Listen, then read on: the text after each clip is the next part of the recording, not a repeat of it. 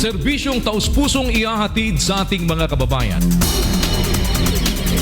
Serbisyong maaasahan anumang oras ninyong kailangan. Serbisyong abot kamay.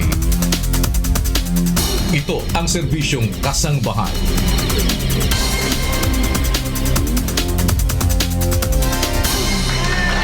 Let's go! Let's go! Magandang hapon! Oy! Buong puwersa, buong puwersa. Talagang matindi recruitment ni Ani Rontoy. Oo, talagang birthday ngayon ni Jerry Panghulan. Naramdaman nyo ba? Hindi pa rin, Wala, nagtago. Nagtatago pa rin si Jerry Panghulan. Panay kasi ang inom ng Bravo. Jerry Panghulan, happy birthday daw sa'yo. Galing dito sa mga pala. Pala. Taga-palakpak. Salamat. Oy, today is Monday, October 3 na po.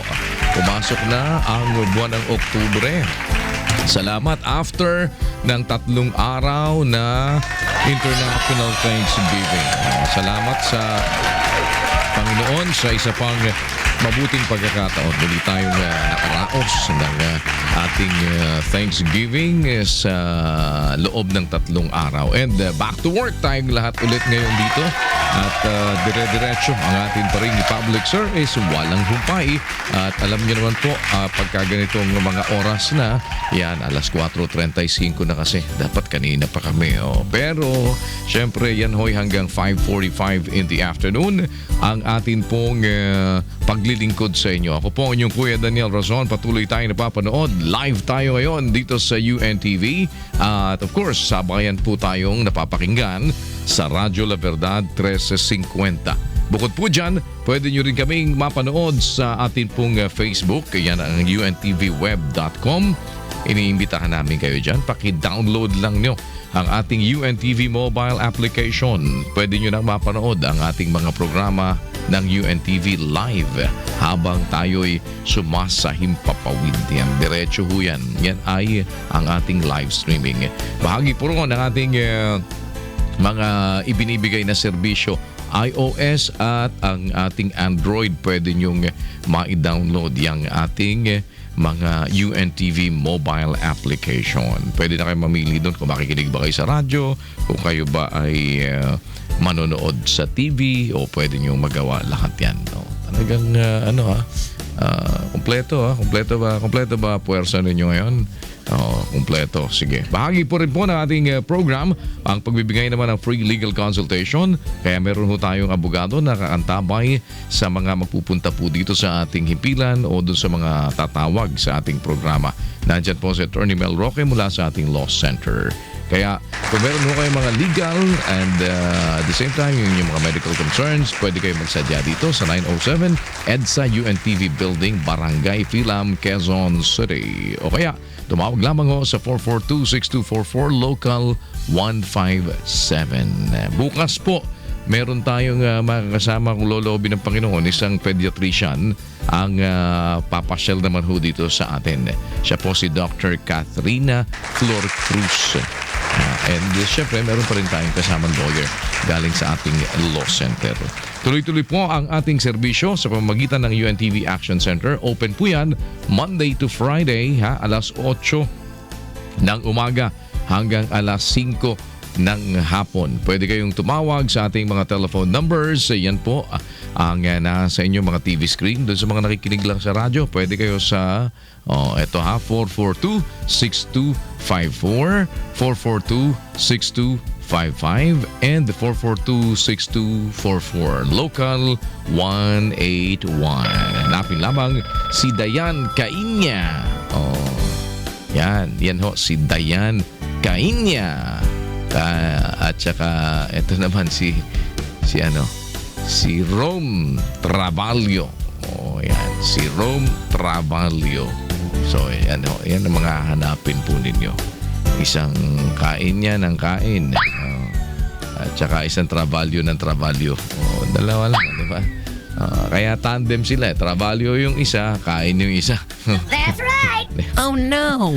At gaya ho na dati, bago tayo marangkada sa ating serbisyo publiko, narito muna po ang ilan sa mga mahalagang paalala at mga balita sa araw na ito. Yung mga misis na nag-a-adjust ng kanilang budget, tumaas po yung presyo ng liquefied petroleum gas. Aray ko, yung ating LPG. Pagpasok ho nitong buwan ng October, effective po yan alas 6 ng umaga noon pang Sabado. Tumaas na ho ng 2 piso at 60 sentimos ang halaga kada kilo nito hong Solane. O yan. Yun namang 2 piso naman at 90 sentimos ang itinaas po ng Petron Gasul. Na katumbas po yan ng 32 pisong dagdag presyo sa kada 11 kilogram na tangke. O yun din hong auto LPG. Nagtaas din po yan ng piso at 60 sentimos kada litro. Yan. So adjust nyo na. Yung 30 pesos mahigit Kalaban ninyo napupulot yan sa tabi-tabi. Siyempre, ano pa rin yan, dagdag pa rin yan sa ating mga expenses. Ito naman ho ay sinasabing yun namang panibagong dagdag presyo sa mga produktong petrolyo, posible daw ho yan itong week na ito. Monday pa lang ngayon Ang sinasabi kasi ng mga oil industry players, posible yung tumaas ng 30 hanggang 40 sentimos ang kada litro ng gasolina at 40 hanggang 50 centavos naman sa diesel at 20 hanggang 30 centavos naman para po sa bawat litro ng kerosene. Yan. 4:40 in the afternoon. Pakitama lang ho yung inyong mga relo para maisunod natin ng wasto sa ating Philippine Standard Time.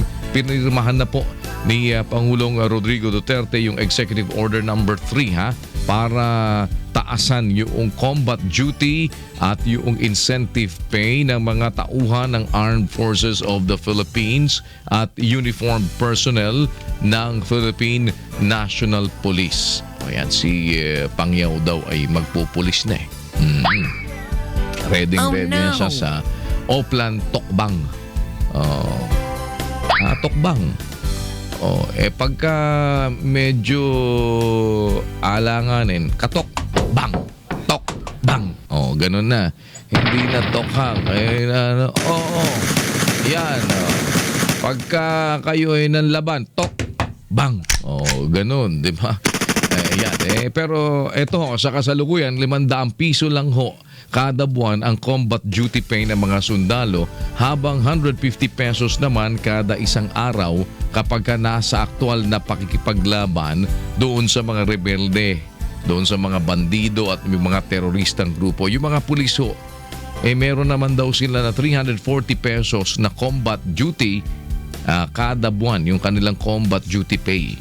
At dito sa ilalim ng Executive Order, 3,000 piso na ang matatanggap ng mga sundalo at pulis kada buwan, bukod pa doon sa 300 pesos kada araw nila na combat incentive pay. Kapag ka sila ho ay direktang tumutugis at nakikipaglaban doon sa mga lawless elements. Kukunin po yan sa Miscellaneous Personal Benefits Fund. Yang pondo na yan sa unang bahagi ng pagpapatupad daw po niyan. Samantala yung mga susunod naman ho sa General Appropriations Act na. Batay ho doon sa listahan ng personnel na isusumite ng AFP at PNP sa Department of Budget and Management. Yan. Kayo kasi ang alam nyo lang tokhang. Diba? So may mga na hindi lang tokhang, meron na ding tokbang. Tokbang. Yan. Pagka nanlaban, tok. Bang, bang, bang. Yan. 4:42, ilan lang ho yan sa mga balita at paalala sa maghapong ito. Abangan po ang iba pa mga balita mamaya sa Ito ang Balita pagkatapos po ng serbisyong kasambahay. Minsan pa, bukas po ang ating linya para sa inyong mga legal queries. Tumawag lamang sa 6244, local 157, o kaya ay magsadya dito po sa 907 EDSA UNTV Building, Barangay Filam, Quezon City para makausap nyo po si Attorney Mel Roque mula sa ating Law Center. Yan, meron ng baka kumukonsulta din dyan sa atin. Sa ating pagbabalik, makakausap po natin ang ating panauhin mula sa Philippine Crop Insurance Corporation. Gusto nyong itanong ang inyong mga problema o meron kayong gustong liwanagin, padala lamang ho sa ating social media accounts. Ang ating facebook.com/Serbisyong Kasangbahay. Ang ating Twitter @UNTV_SK. Ang ating pong email serbisyongkasambahay@gmail.com. Sa pagbabalik ng Serbisyong Kasambahay, ang iba pa hong mga bahagi na ating programa tutukan dito lamang sa UNTV at sa Radyo La Verdad 1350, ang inyong Serbisyong Kasangbahay. 4:44, walang aalis, babalik po kami, ha?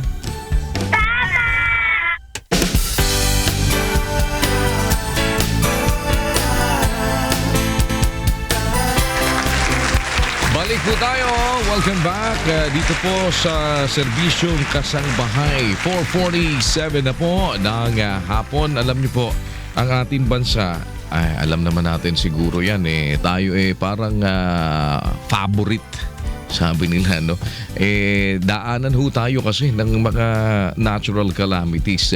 At alam naman niyo, pagka ganyan, dinadaanan ka ng bagyo, itong mga nakakaraan, may buhawi pa o may ipo-ipo pa no? Ito ho, pagka nasagasaan yung ating mga pananim, siyempre ang nagiging resulta ho niyan, lalo na kung umulan, bumaha, lubog yung ating mga tanim, o kaya naman ay dinaanan ng kung anumang kalamidad, ayun, sira. Kaya po, ang sinasabi ngayon ng Department of Agriculture sa pamamagitan po ni Secretary Manny Piñol, itong mga magsasaka natin, mas maganda kung sila ay mag-a-avail nung ang tawag ho nila dyan ay Farmers Insurance Service. Yan ho yung program na ginagawa nitong Philippine Crop Insurance Corporation. Yan ay para maproteksyonan sila at matulungan yung ating mga magsasaka na natatamaan ho at naapektuhan ng mga calamities. Kaya ngayong hapon po, alamin natin ang iba't ibang mga bagay na nakapaloob dyan kasi para na alam ng ating mga kababayang mga magsasaka. No? Kasama po natin si Binibining Rodelia Pagado. Magandang hapon po. Magandang hapon, Ka Daniel. Opo. At, salamat sa pagkakataong ito. Ay, ang amin pong, sa amin po ang karangalan.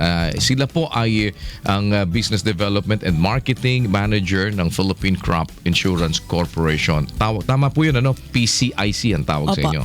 Yan, good afternoon. Under kayo ng DA? Yes, sir. Oo. Kapamilya kami ng Department of Agriculture. Oo. Dito naman ho, kasambahay kayo namin. Oo, yan. Salamat ulit. Ayan, ito kasi, ano bang covered po nung PCIC para alam no ating mga kababayang magsasaka, dahil sa tingin ko napakahalaga ng information dissemination para dito sa kapakanan nating mga kababayang magsasaka. Okay. So, tama yung sinabi, Kuya Daniel, na ang Pilipinas ay paborito. Sa katunayan nga, sa pamamagitan ng report ng United Nations Development Program, ang PCIC ay siya ang pinaka-third na vulnerable sa calamities and disasters. Pero dahil yung first and second ay maliliit lang na mga countries, parang ang PCIC, dahil sa kanyang laki, PCIC is the most vulnerable country for calamities and disasters. Ang Pilipinas ay ibig niyo sabihin. Ang Pilipinas, tama yun po. Kaya, akmang-akma na tayo sa ngayon, compared sa ibang countries dito, lalo na sa Asia, ang PCIC ay siya ay nangungunang nag-i-implement na ng crop insurance program. Ang Philippine Crop Insurance Corporation ay itinatag noon pang June 1978. Pero 35 years in operation kasi yung 2 years devoted to other planning and other policy development bago natin i-implement ang programa ng crop insurance. Ngayon, ang mandato ng crop insurance, ang crop insurance ay isang government-owned and controlled corporation.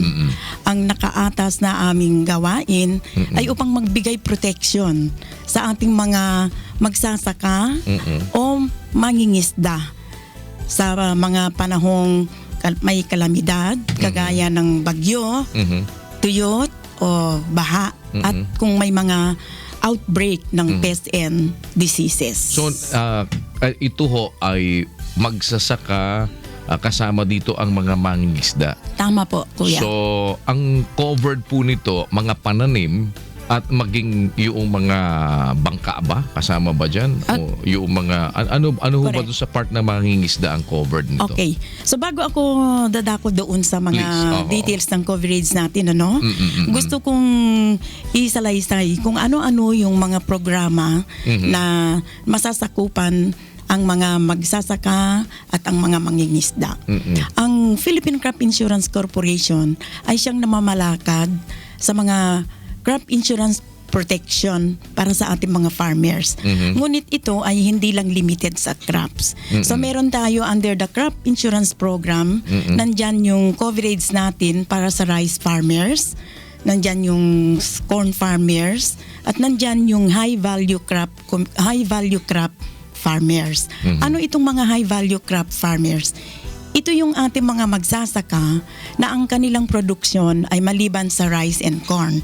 So nasa high value crop sila kagaya ng plantation, banana plantation, citrus plantation, yung mga and pinya, cassava, yes. So yung mga suha, yung mga suha, coffee, and yung mga kakao farming natin. Pero hindi lang yun. Sa ngayon, ang PCIC ay meron ng 76 high-value crops na pwede naming sakupin sa insurance. So, and then, maliban sa kanilang crops, binibigyan din ng PCIC ng protection ang mga livestock raisers, livestock growers natin. So, ini-insure natin yung mga kanilang hayop, kagaya ng baka, kalabaw, ang kanilang mga poultry, at ang kanilang mga piggery undertaking. So ano ang covered noon sa, like halimbawa sa hayop? Kasama ho ba dyan yung mga peste? Yes. Yan. O kasama din ba dyan yung nabaha? Ganon, yung mga binaha yung mga hayop nila, nalunod, kasama din ho yan? Ay, opo. Covered natin yun po. So, tapusin ko lang yung mga programs natin, So, nandyan na yung livestock. So, pati yung fisheries natin, yung fishery sectors natin, yung ating mga mangingisda. Laisdaan. Opo. Okay. So, binibigyan din natin ng protection yung mga gamit sa pagsasaka at pangingisda. Nandyan yung mga silos nila, yung mga rice granary nila, at saka yung bagit mo kanina para sa ating farmers, mangingisda. Nandyan yung mga bangka nila, at saka yung mismong ponds, yung mga fish cages nila, at saka yung kanilang mga fish pens. And syempre, ang pinaka-importanting component natin sa agriculture ay ang farmer himself, di ba? So meron din pinapatakbo ang PCIC na life insurance, term life insurance coverage para sa ating farmers. So ito ho ay ang problema naman ngayon kasi diyan, maganda malawak yung inyong coverage. Pero how would you compare this doon sa mga regular na mga insurance companies? Kasi syempre may mga premium yan eh. Opo. Hindi ba? Sige. Kagaya ng like any other insurance corporation, meron yung halaga na binabayaran ng masasakop sa programa na tinatawag natin sa prima. Okay. So alam natin na karamihan sa ating mga kliyente sa PCIC ay sila yung tinatawag natin na subsistence farmers. So yung medyo hirap sila, gustuhin man nila magpasakop, medyo hirap sila na bayaran yung prima. Ngunit ang maganda sa ngayon ay meron ng mga libreng insurance na pinapalakad ng Philippine Crop Insurance Corporation na binigay ng under government appropriations, binigay ng government para pangtustos sa libreng insurance Sino ang ng qualified ating doon? mga magsasaka. Ngayon, ang mga qualified dito ay lahat ng mga magsasaka at mangingisda na nakalista sa isang tinatawag natin na Master List of Subsistence Farmers. Ang tawag natin dyan yung Registry System for Basic Sectors in Agriculture. Paano ko mapapasama doon kung sakali at wala pa ako doon sa listahan na yun? Sa totoo nga, madami pa ang mga dapat nandun sa listahan na hindi nakasakop ngayon. Sa ngayon ay may ginagawa ng Technical Working Group na pinamumunuan ng Agricultural Credit and Policy Council under the family of DA also. So meron tayo ngayon ginagawa na Inclusion Protocol na ang isang magsasaka ay pupunta sa kanyang municipal agriculturist. And then bibigyan siya ng municipal agriculturist ng form na i-accomplish at saka yung municipal agriculturist na rin ito ay siyang magpapatunay na siya nga ay tunay na magsasaka at karapat dapat lang na nakasali yung pangalan niya sa listahan. Paano ho ang ano nun? Paano ho yung kasi siyempre meron yang sa mga insurance, 'di ba? Gaano kalaki yung i-insure, magkano yung insurance sa kanila ho na kumbaga parang ito nandun sa mga indigent lumilitaw ano ho gaano kalaki yung pinaka naka-insure sa kanila? Ay tama yun, dahil ang pinag-uusapan natin na target client natin ay yung mga subsistence farmers. Doon sa listahan natin, ikal natin o bigyan natin ng priority yung mga farmers na may landholding of 3 hectares and below. So 3 hektarya pababa. That is in the case of rice and corn. Pagka ang pinapasiguro naman ay ang kanilang mga hayop, kung baka baka o kalabaw, at least 2 but not more than 10. 2 heads or not more than 10. Ganon. Tapos kung pala isdaan naman, meron tayong limit of coverage in terms of area ng pond of 500 square meters na fish pond. So ito yung mga subsistence ganun po yun. Farmers. So paano yun? Binibigyan nyo ba ng pera kung sakaling nagkaroon ng let's say halimbawa nagkaroon ng kalamidad o pinapalitan ninyo yung halimbawa yung baka o kaya yung pananim, binibigyan ba ninyo ng binhi o pera ninyo ibinibigay? Ito yung tawag natin pag nakasiguro sila at may karapat dapat na bayaran ng PCIC, sila ay bigyan namin ng pera.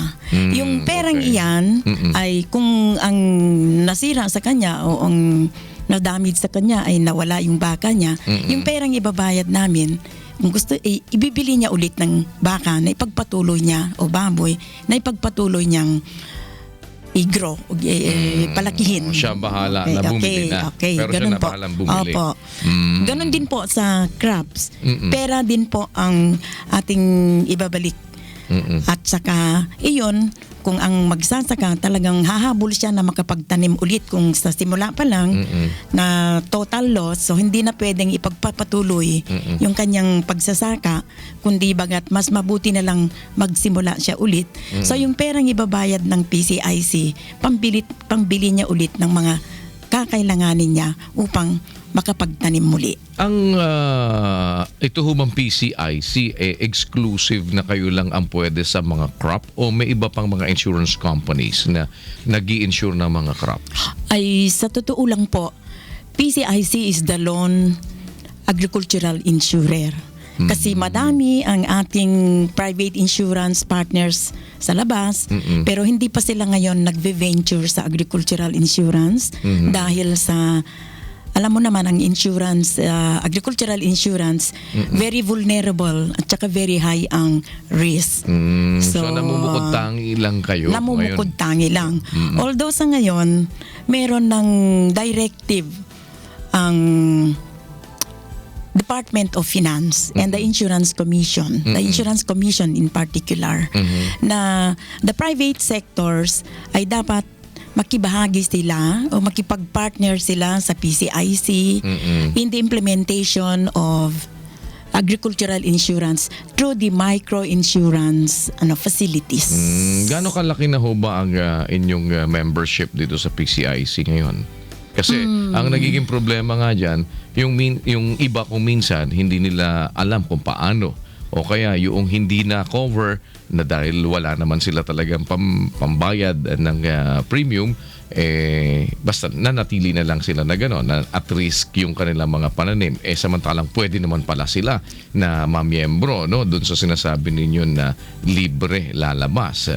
At Tama. yung iba naman na may capacity naman o pwedeng magbayad, maaaring hindi rin naman sila sumasama doon dahil ayaw naman nila siguro magastusan. Ano? Okay. So, ano ho bang laki na natin ngayon? Okay. Sa ngayon, kung ang pag-uusapan natin ang performance ng 2016, as of September 15, ay mayroon na tayong nasasakop na 661,000 mahigit na farmers. Pero kung tingnan natin, ang target natin sa ngayon is to cover 1 million, to meet the 1,661,000 farmers for the year 2016. Ngunit kung ikukumpara natin yung mga dato na ito doon sa performance natin sa 2015, nung year 2015 nakapag-insure tayo ng 1,294,000 farmers. At sa the same year, ang PCIC din ay nakapagbayad ng 1.3 billion in indemnities.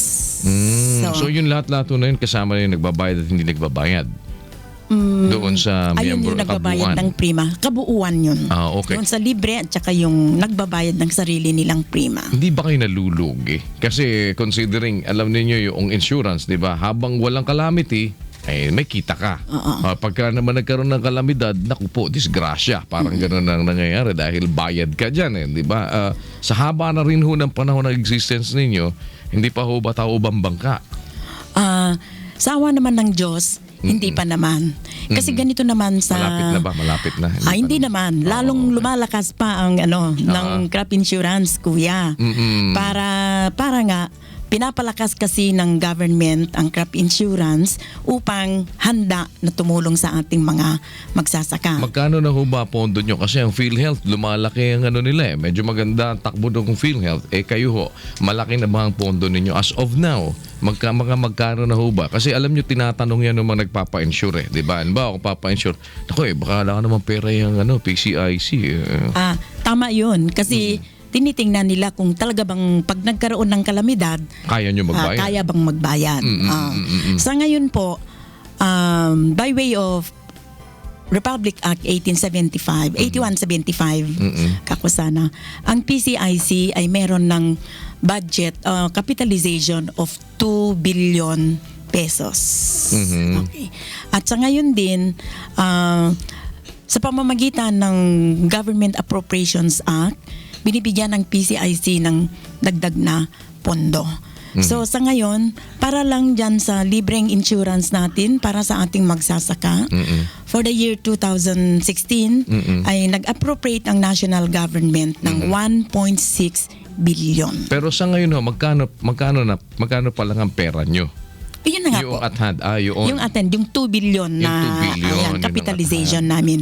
At saka yung doon sa punto ng ating tinatawag na insurance. At ganito naman, meron tayong sinasabi sa insurance. Ang insurance kasi is a risk sharing, So, habang ang PCIC ay siyang insurer, hindi namin sarili yung yung bayad, kundi ang PCIC din ay nagre-reinsure upang pagdating ng mga catastrophic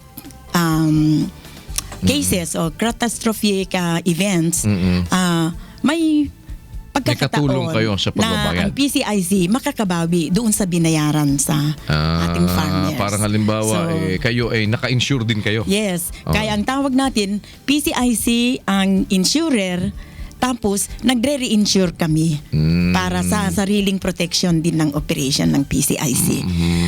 Saan naman kayo naka-insure? Ay naka-insure tayo sa PhilNare. And okay. 3 years ago, nasimulan din natin nag-develop ng state reinsurance. So PCIC din lang ang namamalakad din. Kasi nung nagkaroon tayo ng malaking damage nung Typhoon Haiyan, ay mukhang medyo may may reservations na ang ating reinsurer na tumatanggap sa ating reinsurance coverage. Parang natakot na. Parang natakot sila. Laki ng binayaran namin sa totoo inyo. yun. Oo. Okay. So ngayon, ayaw na kayo tanggapin? Ay, yung crops namin. But again, sa ngayon, meron kaming kinakausap na other international reinsurers.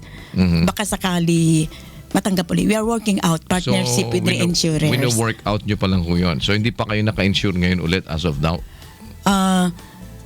Hindi pa sa ngayon. We have our we have our PhilNare and we have our estate insurance. Okay, sarili. Kasi yung 2 billion, napakaliit nung kung tutuusin kapag tinamaan tayo ng medyo mabigat-bigat na kagaya ng mga nakakaraan. Totoo yun po. At sana yung nakita ninyo na na concern na yan o challenge na yan sa pagpapatakbo ng crop insurance program. Salamat at nakikita at nare-recognize naman ng ating mga legislators ngayon. So ngayon, dagdag naman kayo. Marami na ngayon ang legislators na nakikipag-coordinate sa amin kasi ang gusto nilang i-sponsor na bill is the strengthening of the PCIC. And parte ng strengthening effort na yan na gagawin nila through legislation is tataasan ang capitalization ng PCIC from 2 billion to 10 billion. Yan. Sana mangyari yun and we get the support of legislators and even the farmers. Very significant ho yun. Yung mga farmers natin sa mga lugar nila, ano hong opisina ang dapat nilang puntahan para makapag-inquire sila ng iba pang detalye sa PCIC? Ganito yun. Ang distribution channel o ang service channel ng PCIC ay meron tayong 13 regional offices, all strategically located. And then, ang ating mga regional offices ay nababack up ang service sa pag-establish ng PCIC extension offices. So meron na rin tayong extension offices na 33 na ngayon. And then, sa pag-implement ng programa ng PCIC, ang main partner namin is the Office of the Municipal Agriculturist. Kasi sila yung frontline natin sa farmers. Yes. So lahat ng programa ng PCIC dumadaan kami sa Municipal Agriculturist. At so sila yung pinakamalapit na puntahan ng ating mga farmers. Yan. Maliban sa meron din tayong mga cooperatives, meron na rin tayong irrigators association na inaccredit ng PCIC as underwriters. Para right there and there, doon sa farm level, meron na silang lalapitan. Yan. Baka may gusto kayo ipanawagan sa ating mga kababayan magsasaka. Ma'am, nasa inyo pong pagkakataon. Please go ahead. Sa ating mga giliw na magsasaka at mangingisda, naririto ang Philippine Crop Insurance Corporation na siyang kanyang tungkulin ay upang magbigay ng protection sa inyo sa panahon ng kalamidad, tuyot o pagdating ng peste o ng halaman o sakit ng mga halaman. Inaanyayahan ko kayo, samantalahin ninyo ang programang ito na pinagkakaloob ng gobyerno sa atin, pagbibigay ng libreng prima sa kahalagang 1.6 billion. Lumapit kayo sa mga pinakamalapit na PCIC Regional Office sa inyo or sumangguni kayo sa inyong mga municipal agriculturists. Yan. Maraming salamat po, Ms. Rodelia Pagado, ang Business Development and Marketing Manager ng Philippine Crop Insurance Corporation o PCIC. Kung meron ho kaming may paglilingkod sa inyo sa mga darating na hinaharap, ituring nyo hong ang himpilan ay sa inyo. Bukas po ito para makapagpahayag kayo ng mga information na dapat makarating sa ating mga kababayan. Maraming salamat, Kuya Daniel. maraming salamat sa UNTV Teleradio stations. Sana ito ay simula lang. Oho, open po tayo at ariin nyo sa inyo ang himpilan. Yan. Ayan, maraming pasasalamat mula sa PCIC. Our pleasure Magandang po. hapon. Magandang hapon po sa inyo. Yan, 5:11 ng hapon. Paalala po ha, tuloy-tuloy ang ating legal consultation. Tumawag lamang po sa 4426244 Local 157 o kaya ay magsadya dito po sa atin sa 907 EDSA UNTV Building, Barangay Philam, Quezon City. Makakausap nyo si Attorney Mel Roque na sasagot ng inyong mga legal questions. Sa pagbabalik natin, dire-diretso na ho ang ating walang humpay na serbisyo dito sa Serbisyong Kasambahay.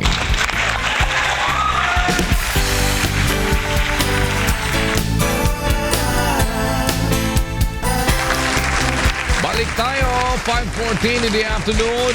Ito po ang inyong serbisyong kasambahay. Sabayan pa rin tayo napapanood sa UNTV at sa napapakinggan ho tayo sa Radyo La Verdad 1350. At ganoon din sa ating Facebook o live po tayo na yung mga nanonood sa atin sa iba't ibang bahagi ng mundo, hindi lamang ho dito sa Pilipinas. At nakakatuwa naman dahil sila ay nakikibahagi din doon sa pagtulong sa ating mga kapwa-tao at yung iba naman ay nakakarating din naman sa kanila na makahingi naman sila at makadulog dito sa atin pong himpilan para makahingi ng tulong.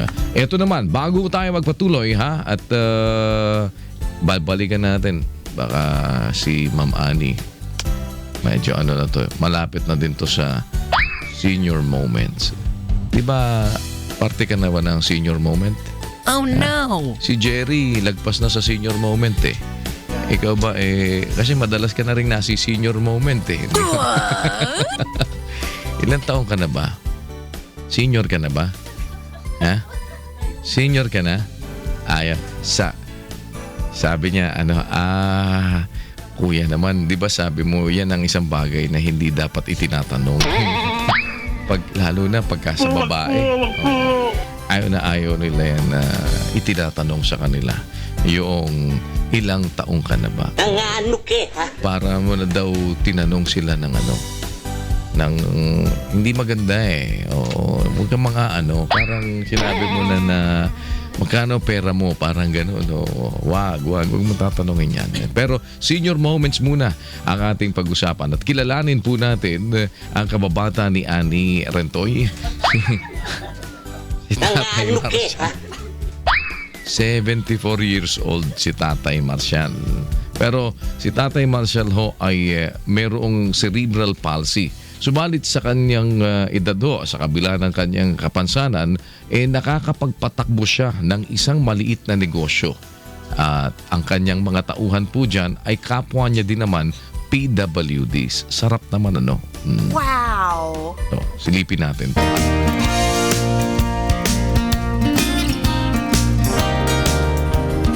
Hindi nga po hadlang yung edad at kapansanan para hangarin ni Mang Marcial na makatulong sa kanyang kapwa.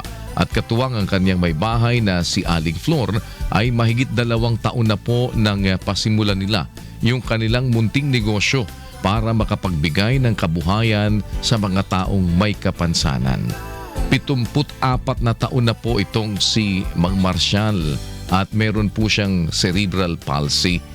Higit man po ang kalakasan at kakayahan ng iba kung ikukumpara sa kanya, pero alam nyo, hindi ho siya pahuhuli kung ang pag-uusapan ay ang mabuting maiaambag sa ating lipunan.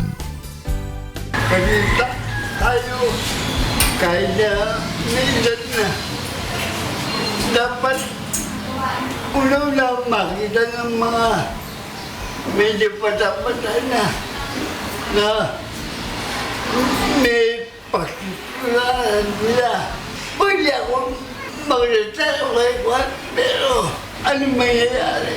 Kasi gusto ko rin makatulong na makalegacy sa gusto ko rin maging sample sa iba na kahit na medyo hirap sa buhay, makabigay niyan tulong o kaya inspiration sa ibang tao.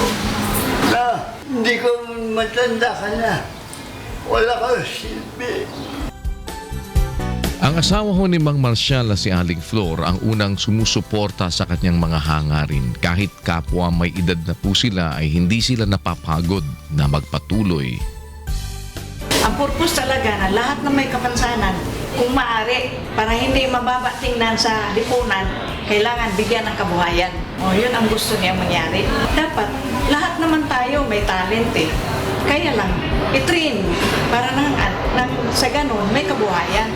May iwasan nila kung saan-saan, manghingi, at kung kita lahat, hindi gagawa ng masama. Nagpasalamat ako kasi kahit nga ganito ng kalagayan ko, hindi ako iniwan ni tatay ka ni Sister Flor. Patunay nila ako nga binigyan ng halaga.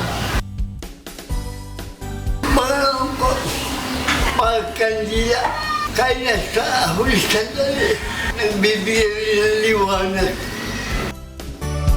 Si Mang Marcial po ay isa sa 10 ulirang nakatatanda awardee ng COSE o yan hong tinatawag na Coalition of Services of the Elderly. Yan ho'y nito lamang October 2, kahapon lang ho yan, 2016. Yan si Tatay Marcial. Ay nako, napaka-inspiring, di ba? Baka pwedeng meron tayong baka meron tayong nakakabagbag ng kalooban itong si Tatay Marcial dahil siguro mas maisip natin lalo kung yung mga kagaya ni Tatay Marcial sa kabila ng edad at sa kanyang kalagayan ang kagustuhan niya makapagpatuloy na makatulong din sa kapwa-tao doon sa mga may kapansanan. Baka naman meron tayong pwedeng maibahagi kay Tatay Marcial. Alamin ninyo kung paano natin din sila matulungan. And that's very inspiring, ha? That's very inspiring. Na lalo naman siguro ho, dapat na tayo na mga medyo malalakas pa, mas bata pa kaysa kay Tatay Marcial at saka kay Ani Rentoy. Mas lalo naman tayo magsikap lalo na, di ba, at malakas ang katawan natin. Mas lalo tayo naman na dapat na magsikap na makagawa ng kabutihan sa kapwa-tao, makapag-share ng mga bagay na pwedeng pakinabangan ng iba at ipagpatuloy yung pagdamay doon sa mga dapat na madamayan. Napaka sarap isipin ng ganon. At yan ay kabutihang lagay ng Diyos sa ating mga puso. Sana sana nakita ninyo yung si Tatay Marcial at Ani, trabahuin natin, ha. Baka ma-expand natin yung nagagawa noong lugar ni Tatay Marcial para doon sa mas marami pang matulungang mga may kapansanan at maging doon sa mga may edad na o yung nakatatanda. Huwag nating iisipin nga naman na wala na tayong silbi. Dahil habang binibigyan pa tayo ng Panginoon ng buhay at pagkakataon, ibig sabihin meron pa rin tayong pwedeng magawa. Meron pa tayong pwedeng magawa. Meron tayong buhay, may lakas, meron pa tayong pagkakataon na ibinibigay sa atin. Gamitin natin sa tama at gamitin natin sa mabuti. Yan. Salamat po at Tatay Marcial, nawa ay pagpalain po kayo ng Panginoon at sana'y tulungan kayong palagi. At loob binawa na kayo ay mabigyan pa ng maraming pagkakataong makatulong sa ating mga kapwa-tao. 5:22, simulan po natin ang ating namang series on the dot.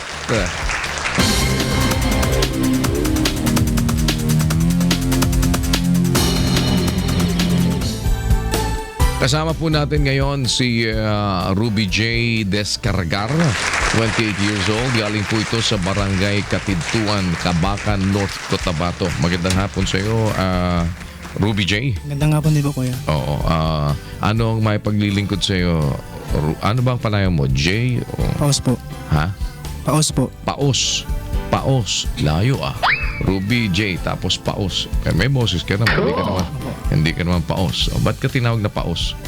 Pinangalan mo ng kuwan ko po, lola ko po. Okay. Anong pwede nating may paglingkod sa iyo, Paos? So kung yung kuwan po malaman kung pinabarkada ko po sinali po ako sa kuwan lista po. Hindi ko po alam Isinali kung ka meron, sa sa drug list po. drug list. Yung addict po sa yan. O ikaw ba'y adik ka ba? Dati po yung hindi pa ako nakuan, Brad. O ibig Ay, sabihin, kuya. dati talagang na-involve ka, Opo, pero opo. matagal ka nang hindi gumagamit. Opo. Gaano katagal na? Mga 3 years po siguro, 4 years. 3 years, 4 years. So huminto ka na. Opo. So hindi ka naman pusher or what. Hindi po. Gumagamit ka lang dati. Dati. Ano ginagamit mo dati? Yung drugs po. O anong drugs? Siya po. So dati yon. Tapos sinintuan mo na 4 na taon na. Kaya lang parang isinasaklit ka ng mga nasa circle mo. Opo. At parang isinasama ang pangalan mo sa listahan. Opo. Pero matagal ka na, wala ka na talaga dyan. Opo. Clear ka na. O, gusto mong malaman ngayon kung totoo ba na isinama ka sa listahan o hindi. Opo. Tama ba yon? Opo. Kasi nung matagal po ako wala doon, nagtrabaho po ako. Saka nag-apply na sundalo po. So matagal ka nang wala doon sa lugar ninyo. Hindi, meron bumalik pa akong yung taon po. Bumalik ka, kailan ka lang bumalik doon? 2015 po. 2015. Nagtrabaho po ko sa ate ko na ako sa maghatid ng bata po. So nandun ka ngayon, nandun ka na ulit sa barangay ninyo. Opo, sa Kidapawan po. Anong barangay ito sa Kidapawan? Sa Boracay po. Itong barangay Katidtuan. Sa bahay po namin po yun. Ito yung lugar ninyo. Okay, dito sa Kabakan, North Cotabato. Ang kapitan nyo ba dyan ay si Kapitan Bienvenido Pisde? Tikbi po. Ha? Tikbi. Tikbe? Bienvenido Tikbi po. Bienvenido Tikbi. Tikbe? Opo. Sure ka? Opo. Tignan natin kasi Pisde ang nakalagay dito si Kapitan Bienvenido Pisde. Pisde, Sige. Si Kapitan Bienvenido Pisde. May hawak naman silang listahan siguro niyan. Malaman natin kung talaga bang, kasi sinasaklit ka, kung talaga bang nandun nga sa listahan nila ang pangalan mo. Kapitan, magandang hapon po. Magandang hapon naman po, sir. Si Daniel Rason ho ito dito sa UNTV sa serbisyong kasambahay. Lumapit lang ho sa atin dito yung isa ho sa inyong mga kabarangay dahil apparently isinasaklit daw ho yung kanyang pangalan nung kanyang mga dating kasama dyan sa inyong barangay at parang isinasama yung pangalan niya sa listahan at sinasabi na kasama siya sa listahan ng mga adik, pero siya naman ho ay nasa 4 na taon na talagang malinis na ho at hindi na ho talaga gumagamit niyaan at maayos na naghahanap buhay. Para sa kanya hong kapanatagan, maaari ho bang ma-check sa inyo, Kapitan, kung nasa listahan ho ba siya, itong pangalan ni Ruby J. Descargar ay nasa listahan ho ba ninyo dyan o wala naman, Kap? So, para sir, wala naman po siyang pangalan. Dahil lahat po ng barangay kagawad ko, pinasubmit ko po lahat kung sino yung mga pusher at drug addict o anuman sa barangay nila ay purok nila. So, para po sa listahan po ni Kagawad Pablo, wala naman pong pangalan ni Ruby J.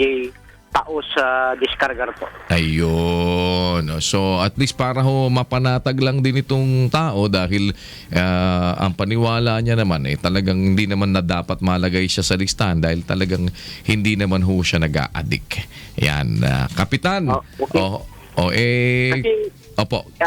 Isasali po namin sana yan sa Matsugi ngayon Saan ho? Sa Matsugi po, sa Takuntis po sa barangay, pero umalis po siya. Isasali nyo sa contest. Anong contest ho? Matsugi po, yung sa para contestant po ng purok nila. Oo nga kasi medyo nangangamba ho itong tao dahil nga doon sa parang nililigalig siya nung kanyang mga kasama at sinasabing nasa listahan siya. Ayaw niya naman ho ng ganon kaya hindi mapakali. Lumuwas ho dito sa akin at humingi naman ho ng assistance at ako'y nagpapasalamat naman po tinugunin niyo ang aming tawag, Kap, at yun pala naman So okay naman ho itong si Paos, Kap, ha? Wala namang problema, sir, kasi tumawag din po ako sa kanina sa police station. Wala rin po siyang pangalan doon. At dito po sa barangay namin, wala rin po siyang pangalan sa listing po ng drug user at saka mga drug pusher po. Ayun. So at least makapamuhay ng mapanatag itong tao, Kap. Kap, maraming salamat po sa pagkakataon at kung meron ho kaming ibang maitulong sa inyo, tawag lang ho kayo dito sa ating hipilan, ha? Okay, salamat din po, sir. Anytime po. Salamat po. Yan. Good luck sa inyo dyan, Kapitan. Si Kapitan Bienvenido Tikbe Junior. Tikbe nga pala Oo. Barangay Katidtuan, Kabakan, North Cotabato. Ayun, pause. Siguro magkakaboses ka na niyan ngayon. Sasali ka pa naman daw dapat doon sa ano. Ano ba yung contest na? Ano ba yung? Hindi ko po alam yun ang sinasabi po nila na sasali po daw ako. Hindi naman yun yung pahilerahin at saka babarilin. Hindi ko po alam. May aral lang po ako eh. So hindi mo alam yung contest na yun. Pero okay naman. Salamat naman at ikaw nag-aaral ka sa isang university sa Southern Mindanao. Dahil siguro katakot po ako, malis po ako doon. Dahil siguro naman ngayon medyo mapanapanatag ka na. Pero mag-iingat ka pa rin. Alam mo naman ang paligid kung minsan yung ibang mga walang magawa ay nandadamay, di ba? Doon sa trabaho at umiwas ka na talaga diyan sa mga pwedeng pagsimulan ng hindi maganda. Ha? Iiwas ka sa masamang barkada. Huwag kang babarkada doon sa mga bibigyan ka ng impluwensyang hindi tama. dati po wala pong aral. Yan. Dapat ikaw ang makahikayat, hindi ikaw ang mahikayat. Ha? Sige. Ayan. Okay, salamat si Ruby J. Descargar. At mabigyan siya ng kapanatagan. At makipag-coordinate ka sa ating action center para kung sakali matulungan ka din na magkaroon ng trabaho. Ha? Okay. Sige. Salamat si Paus. Ngayon naman, eto naman tayo ha. Babalitaan namin kayo sa isa na naman pong project ng Rotarians dito sa ating Rotary in Action.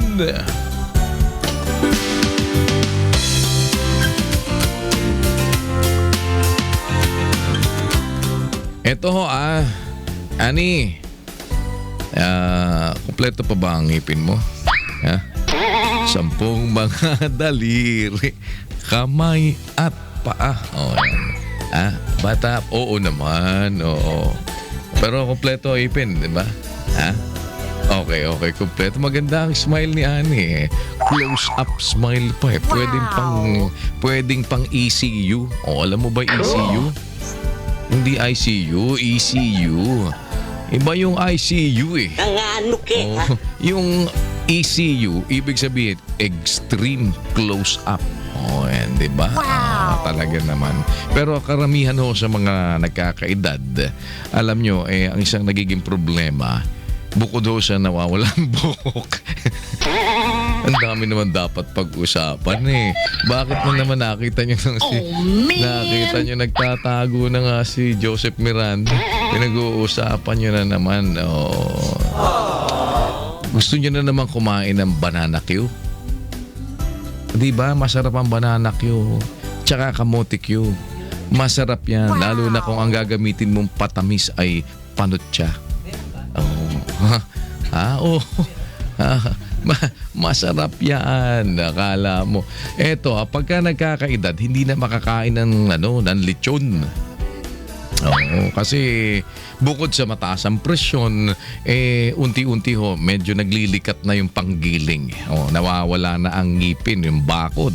Ayon sa pag-aaral din ng World Health Organization, meron daw pong 30% ng global population natin na ang edad ay 65 hanggang 74 years old. Nakakaranas nga nung tinatawag po nila na tooth loss. Mahirap magsalita. Hindi ka masyadong magsalita.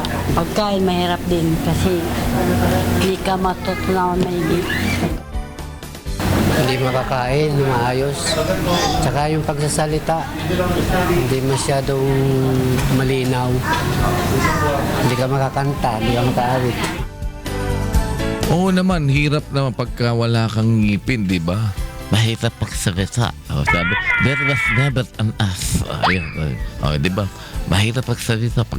Ganun sumisingaw. Di ba? Parang sasabihin mo, probinsyano ka ba? Oo, yan. Mahirap. Kaya naman ho, hindi maitago ng ating mga kababayan na yung kanilang kaligayahan dahil sa libreng postisyo na ipinagkaloob ng ating mga partner na Rotarians. Kasama ho yung Rotary Community Corps and Dental Team ng Rotary Club of Camuning Central sa panguna po ni Community Service Chair Aiza Remedios. Yan. At nagpapasalamat naman po sina Aling Evangeline at Mang Emiterio dahil sa kanilang libreng postisyo. Ayan, hindi na libreng postisyo. Libre ng postiso. Kita mo naman ang ngiti. Di ba? Yung ibinigay sa kanila. Sige nga, pakinggan nga natin. Ayos na po, salamat sa Diyos. Salamat po sa Rotary Club tsaka sa serbisyong kasambahay. Naingipin na ako. Yan. Alam nyo ho, sa kabuuan mahigit po 20 sa ating mga kasangbahay mula sa barangay Zaparte, Caloocan City ang nabigyan ng libreng postisyo. Ayos, di ba? Kaya yan, ganda. Siyempre, maganda na ang smile nila. Baka naman si tatay manligaw na kagad siya. Maganda na ang ngiti. Hindi, iba kasi talaga yung may ngipin Alam mo, nung bata kami, pinapangus namin ng tubo, hindi binabalatan. Kaya ginaganom lang. Ganyan lang. Ngayon, pagka matanda na, lana. Yung iba kung kumain ng lechon, tinatampal na lang ng dila. Tapos paglambot, lunukin mo na lang.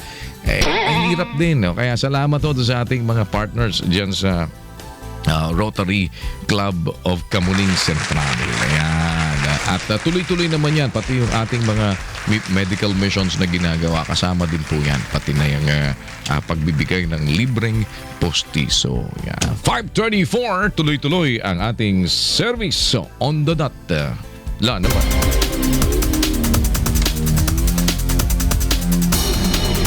Lipat ho tayo. Si Ana Libunaw from Santa Rosa, Laguna. Ana. Good afternoon po po. Opo, magandang hapon po.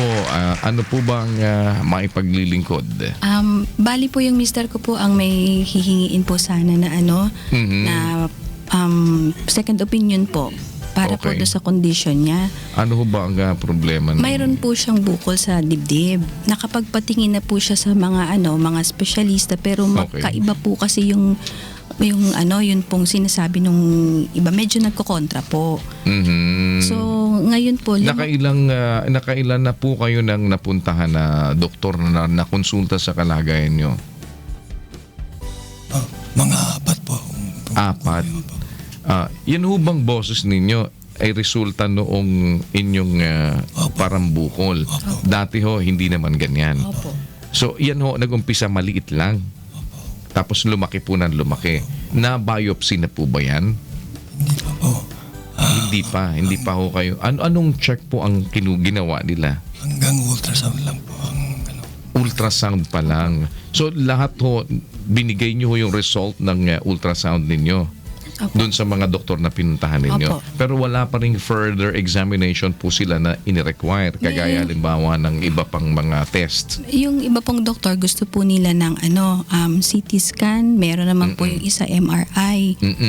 Wala pa po kayong ginagawa doon? Wala pa po kasi nagkokontra nga po kasi yung medyo mahirap po mag-decide kung sino pong susundin sa kanila. Hindi kasi wala naman po kasing magiging masama kung i-CT scan or i-MRI. Ibig sabihin, makakatulong po yun para makapagbigay sila ng tamang diagnosis. Hindi ho ba? Anyway, ganito ho bigyan ho natin. Siguro, ipaano nyo din sila, Ani, Wala naman kasing kung sila'y makapagpa-CT scan or makapagpa-MRI, magagamit yon noong mga doktor na pwedeng puntahan, malapitan natin. Pero i-refer na din po namin kayo dito kay Dr. Claudine Ordonez. Ito ho ay isang breast surgeon para makakuha din tayo ng opinion. Siguro sa kanya din natin alamin kung ano ang mas dapat na gawing examination kung ano bang mas makakatulong para ma-determine nila kung ano talaga yung kalagayan. Kung MRI ba or CT scan ba.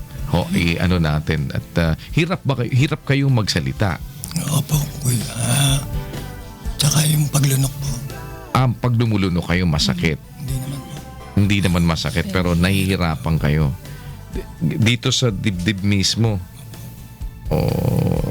Parang malaki nga Malaki na po. Bigla pong paglaki ngayon mabilis po. Malaki nga malaki. Sige po. I-ano nyo lang kagad, schedule nyo lang agad ha para kasi may masakit ho kayong nararamdaman. Minsan po. Ano hong klaseng sakit? Ano po, para pong mainit siya. Mainit sa loob. May kirot ho na gano'n. Nasugatan po siya, gano'n. Yung pong kuya, sa gabi po, hindi po siya makatulog. Yung left side po ng katawan niya talaga, ang makirot na makirot. Kaya sa umaga po siya nakakatulog ng mga ilang oras lang. Sumasakit na parang nararamdaman niyo parang naghahakot ng nana, parang gano'n. Sa ano naman po yun, kuya, sa may binti. Opo, left side po. Parang namamanhid, gano'n. Meron hong gano'n. Parang awit po siya pero may kirot po. Sige po. Ani ha, mga kasama, sige. Ganun po gawin natin para at least kung sakali man kailangan ho kayong mag-MRI or mag-CT scan, malaman din natin yung sasabihin ng ating doktor na lalapitan kasi mas meron ho silang idea dyan. But just the same, kung ano man po yung mga dapat na i-undergo ninyo, tulungan po namin kayo para maisagawa naman, para mas makakuha tayo ng magandang resulta. Para nagpe-pain reliever ho ba kayo? Hindi kayo binigyan ng anumang, walang binigay sa inyo anumang klaseng gamot. May mga binigay po yung unang tumingin sa akin. Meron. Ano hong, para saan daw ho yung binigay na gamot sa inyo? Pain reliever po. Pain reliever lang. Pain reliever lang. Ano po yun, kuya? Parang as needed lang. Pero, kung halimbawa may sumasakit, gano'n. Kaya lang po pero kasi, other than that, walang ibang medicine. Wala na po. COX-2 po kasi yun, parang hindi po magandang gamitin ng COX-2 ng matagalan. Oo. Ano man ho klase kasi ng mga ganyan ay minsan tatamaan ng liver mo, tamaan ng kidney mo, kaya mas mabuti ho yung hindi rin basta nagte-take ng anumang klaseng pain relievers. Sige po ayusin po natin at para ho mas makampante tayo kung ano man yung kailangan. Yan, sige. Ani ha? Okay. Sige, at 5:40 in the afternoon, yan ho si Ana Libunaw ng Santa Rosa, Laguna. O kagaya nung lagi namin sinasabi sa inyo, wag din ho kayong self-medicate. Yan ang iwasan ninyo. Yung basta sabi nung kapitbahay namin, pwede. Kasi yung kapitbahay ko nagkaroon ng ganun kaya ininom daw niya ganun ininom niya ganun. Ikaw naman bumanat ka din. Alam nyo minsan yung pabango ng iba pagka in-spray mo sa'yo hindi mabango yung pabango ng iba bakit sa kanya mabango? Iba yung chemistry noong katawan mo kaysa doon sa kanya. Kaya wag ko tayo self-medicate. Ang mga kasambahay That's right! Kaya merong ganyan, mas maganda ilapit na agad natin doon sa mga nakakaalam. Okay, eto muna bago ang lahat, luma pa rin ho itong mga kasama ko dito pero meron tayong update sa atin hong mga nakaraang project dito sa Kasang Bahay.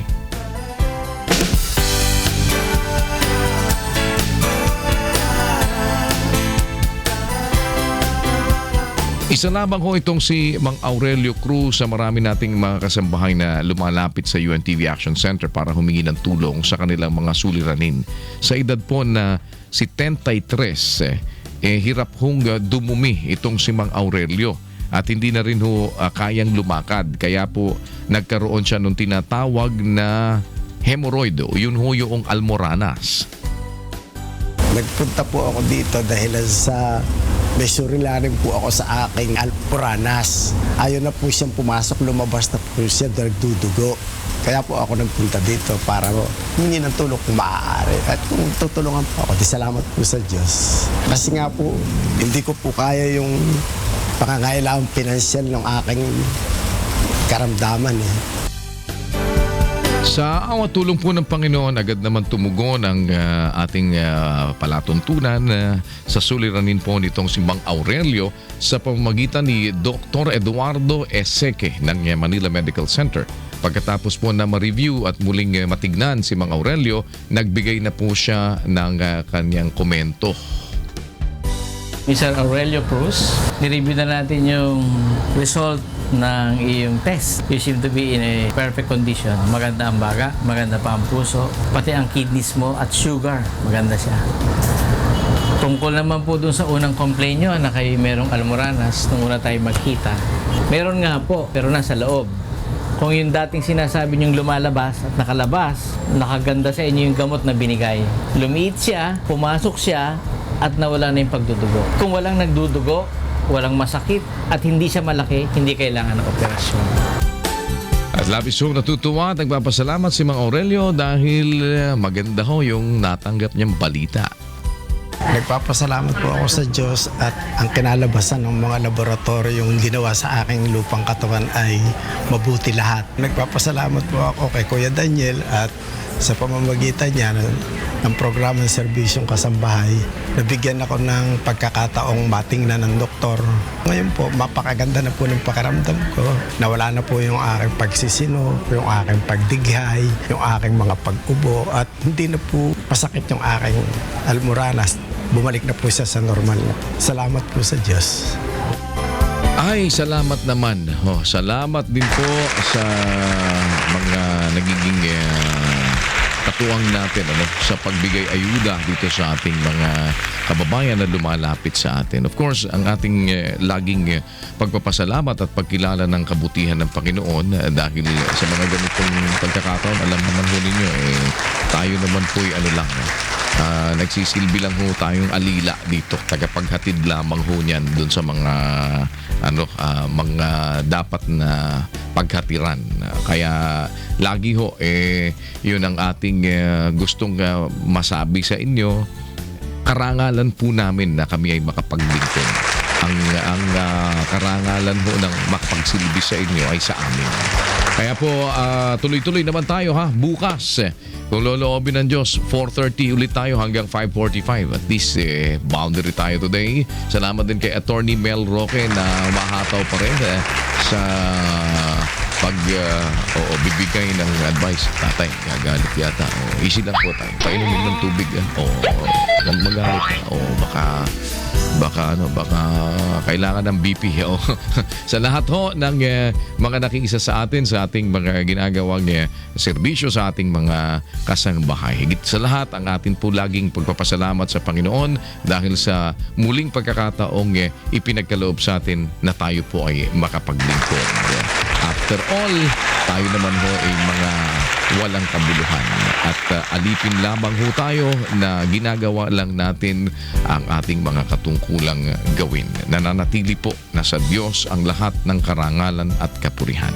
Kaya po, hayaan ninyo sana na kami ho'y makapagpatuloy ng pagsisilbi sa inyo. Hayaan nyo pong kami ay makapaglingkod. Ano man ang inyong kulay, ano man ho ang inyong relihiyon, ano man ho ang inyong kalagayan sa buhay, ang inyong sektor, dahil iba pong serbisyo kapag ito'y serbisyong kasambahan. Ako po ang inyong Kuya Daniel Razon. Susunod na ito ang balita with Attorney Reggie, Angela, and Monica.